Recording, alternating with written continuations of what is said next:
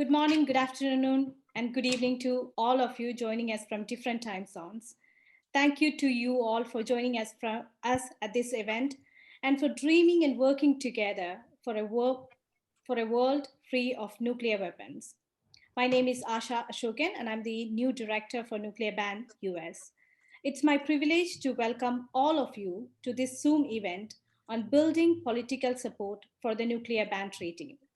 We are putting on this event with the support of 70 other organizations with a very specific purpose in mind, and that is to get you, the people on this call, who are joining us from all over the country, to convince your own members of Congress to sign the ICAN pledge in support of the Nuclear Ban Treaty.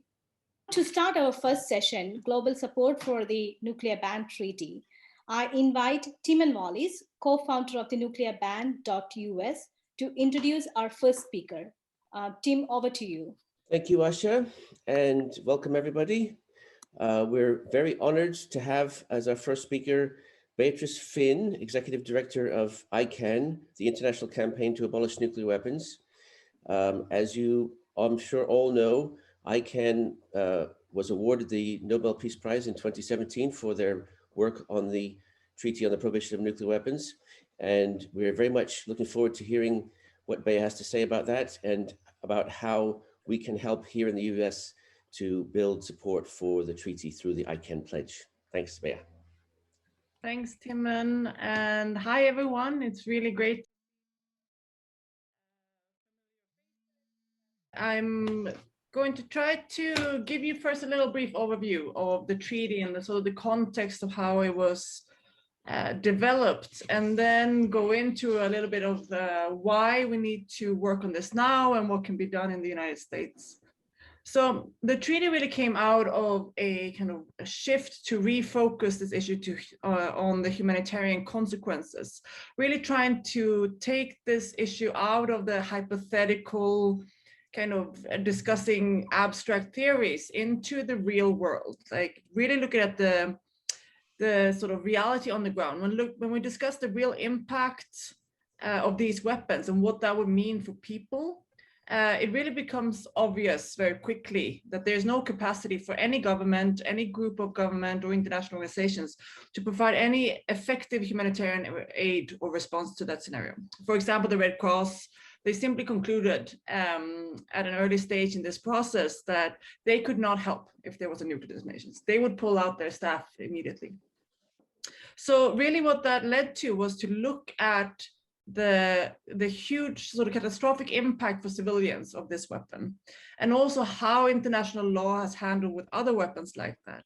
Weapons that cause indiscriminate harms to civilians, that cannot distinguish between combatants and civilians, have been banned under international law.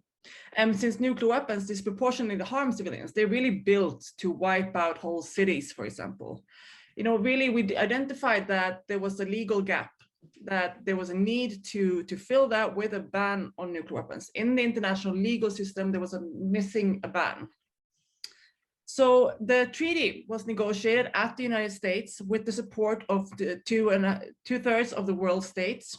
It is really the first global treaty to prohibit nuclear weapons. It prohibits their use, their development, and their possession. And it's really also the first treaty to address past harms of nuclear weapons through its really progressive and groundbreaking provisions on victim assistance and environmental remediation. And the treaty now, it entered into force in January when it became international law. And it's really, in a way, not the conclusion of our work, but more the starting point really at this point. It's a starting point for fundamentally changing how we see nuclear weapons in the world on the global stage. Right now, we've gone through 5 years of this false association that nuclear weapons are, connected to power and security, when in reality, it really creates insecurity. It exposes our citizens to a huge risk of catastrophic humanitarian suffering and increases tension and conflict. So there's also a massive problem of companies and financial institutions that prop up this weapons of mass destruction industry today that profits from encouraging tension and conflict. And the US spent around $35 billion in 2019 only on nuclear weapons. And it looks like they are increased that in 2020, despite, you know, living through a pandemic, a massive pandemic that killed over 500,000 Americans, really showing how fundamentally out of touch nuclear weapons are for actually protecting people. So now it's really time for the US to reverse its position on the TPNW. For example, President Biden has promised to work to bring us closer to a world without nuclear weapons, and really have highlighted that the US has a great moral responsibility to lead the charge to a nuclear weapons-free world. And it also acknowledged that the United States has both the legal obligation and a strategic incentive to do so. So what we really need to do now is to create more political pressure on the Biden administration to move on this issue. And two of the most effective methods to do that, and what we've seen in other countries around the world, is through pressure from elected representatives and local authorities like cities and states. And we've seen firsthand on how increasing pressure from elected officials, from cities, has really had a positive impact on government positions and really opened up for a different political conversation around this. And in the United States, we've seen incredible support for so many cities around the country, like Los Angeles, Washington have adopted motions supporting the TPNW and urging the government to join the treaty, as has states like California and New Jersey, and many more are in progress, including cities such as New York, for example. And when it comes to political representatives, we have 10 representatives of the US Congress that have signed the ICAN pledge, a commitment to work to support the TPNW and get your country to join it. And so far, 10 representatives, and we have both additional signers from state and local level as well. So there's really a need now to encourage more signatures, both through contacting your elected officials directly and kind of promote that and ask them to sign the ICAN pledge and work for this issue, but also through just general awareness raising with politicians about the treaty, about the issue of nuclear disarmament, wherever you can. You know, most people do want nuclear disarmament, but it's not talked about frequently enough. So this is really what regular people can do to make a difference, to constantly remind politicians of this issue, remind them of the treaty, to share information and news, and make sure that this is a part of our conversation, of our problems that we need to solve today, to make sure that everyone knows that this is a choice that we have to make now.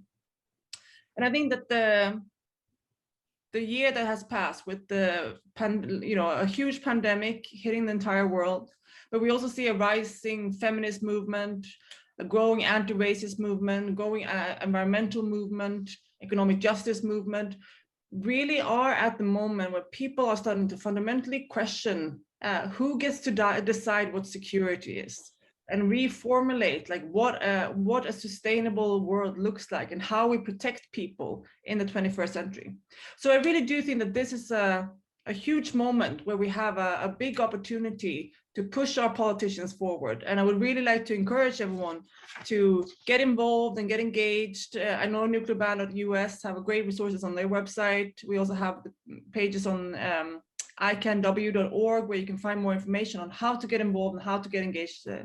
And yeah, we're just really here to support everyone who wants to be active and work on this issue. So thank you very much. We could play the video of Representative Rashida Tlaib, which was sent to us. I'm Congresswoman Rashida Tlaib. Thank you all so much, especially the International Campaign to Abolish Nuclear Weapons, ICAN, and the Nuclear Ban US for inviting me.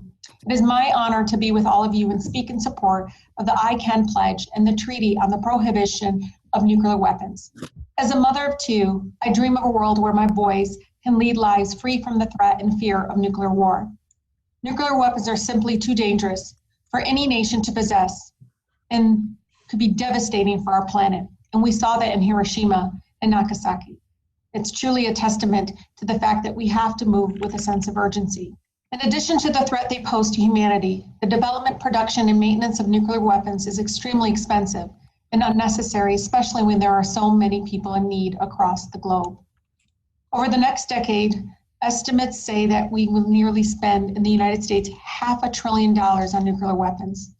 That's $500 billion that could be invested in providing healthcare, clean water, quality education to every single neighbor across our country. The consequences of our nation's obsession with military power and spending are on full display in districts like mine, where we have water that's undrinkable and unaffordable, crumbling schools, and a broken healthcare system. I can go on and on. That is why I call for divesting from war and violence and instead investing in healthcare, our environment, our communities, and our people. I am proud to support ICAN Pledge and the Treaty for the Prohibition of Nuclear Weapons and urge my colleagues to please do the same. Thank you again for the invitation, and thank you so much for your courageous work. I really appreciate it, and please know that you always have a partner in the United States Congress with me. Great to hear from Representative Rashida. Next we have former Berkeley City Council member Cheryl Davila to read the statement from Representative Barbara Lee. Thank you. I'm the former council member Cheryl Davila from the city of Berkeley, here on Ohlone territory, reading the official statement from Congresswoman Barbara Lee. I'm sorry I could not join you today, but I want to thank you for inviting me to speak with you. I would like to thank Beatrice Fihn, Executive Director of ICAN, for your leadership and work to make our world a safer place. I'm appreciative of ICAN's commitment to mobilizing people around the world to support the critically important cause of eliminating nuclear weapons. Even before I was elected to Congress, I worked on the issue as an aside for my mentor and friend, the late Congressman Ron Dellums, who was known for his anti-war activism and his work on nuclear proliferation. As an activist, I worked to get African Americans specifically involved in the movement for global peace and justice. I have long been involved in the fight to reprioritize our resources from building nuclear weapons into domestic priorities and human need. I am leading legislation in Congress to defund the development of low-yield nuclear weapons to encourage the United States to re-enter the Iran nuclear deal, two policies that are essential to our global security and safety. I will continue fighting until they are signed into law. It is critical that we remain engaged on this issue, because if we don't, then our voices are being left out of the major policy of life and death. That's why your work and your commitment to join this pledge is so important. I am proud to have been one of the first members of Congress to sign this pledge, and I will continue pushing my colleagues to commit to a non-proliferation by supporting the Nuclear Ban Treaty. Thank you again for your dedication to creating a safer world. I'm hopeful that we can soon get together in person and strategize for the future. Thank you very much. Thank you, Cheryl, for reading out the statement. Now we have Ellen Thomas to introduce Representative Norton, who's here. Ellen Thomas, over to you. It is my great pleasure to introduce Congresswoman Eleanor Holmes Norton of the District of Columbia. Ms. Norton has introduced the Nuclear Weapons Abolition and Economic and Energy Conversion Act in every session of Congress since 1994.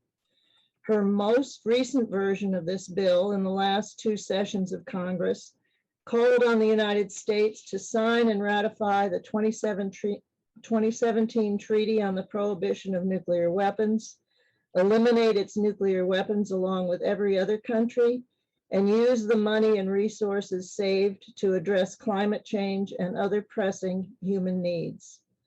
She was also the first member of the US Congress to sign the ICAN pledge back in May of 2018. Mrs. Norton, would you please tell us why you support the elimination of nuclear weapons and why every member of Congress should join you in signing the ICAN pledge and in co-sponsoring your bill this session? Thank you very much. I'm very pleased to be with you and to thank ICAN for your tremendous work over the years. I am the chief co-sponsor, as you indicated, of the Nuclear Weapons Abolition and Economic and Energy Conversion Act. I've been pleased to be so for many years. The bill requires the United States to sign and ratify an international agreement to disable and dismantle America's nuclear weapons, strictly controlled fissile material and radioactive waste, and use nuclear-free energy. The United Nations Treaty on the Prohibition of Nuclear Weapons, which was ratified in 2017 and approved by 122 nations, would qualify as an international agreement. In 1993,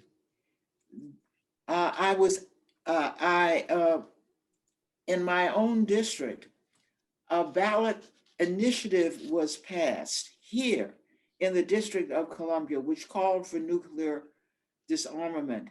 Every Congress since then, I have introduced a bill on that initiative. On Monday, I will introduce this bill again. The DC City Council has also passed a sense of the council resolution urging the United States to approve the treaty.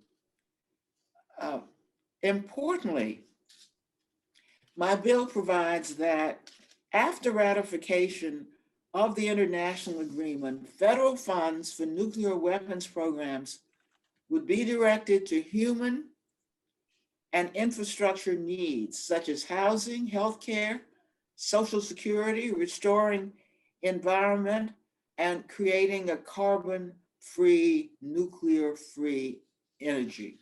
The conversion to a peace economy would occur when the president certifies to Congress that all countries possessing nuclear weapons have begun eliminating them under this agreement.